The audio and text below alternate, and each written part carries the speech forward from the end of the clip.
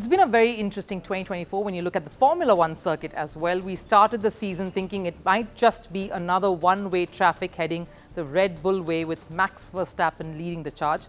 But what a season it's turned out to be. Some surprises, some debut wins and a fight to the finish.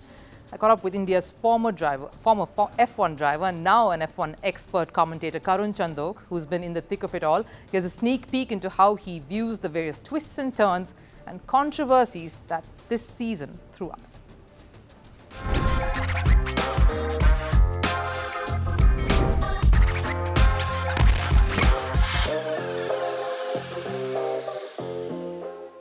We had 2 years of Max dominance and, I think we were all getting a little bit bored of it, frankly. So when we started the year, the first 5 races, again, we were a bit nervous because, Max and Red Bull came out.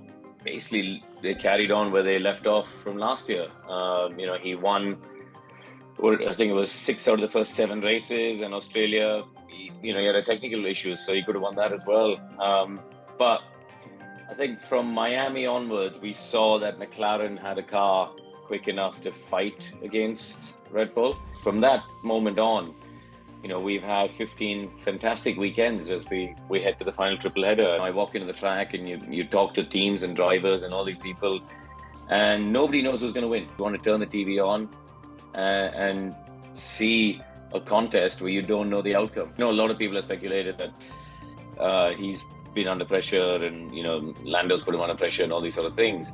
I don't believe that. I think Max is actually a perfectionist. And I don't believe it was pressure, I believe it was frustration. I think in Brazil was a race where he was able to prove and show everyone that that was the case. His anger and frustration came from not having a car that was able to fight and win.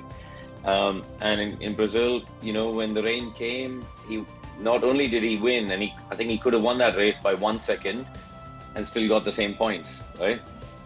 But he wanted to send a message to everyone to say, listen, I'm still the top dog. I thought Silverstone was a fantastic race watching.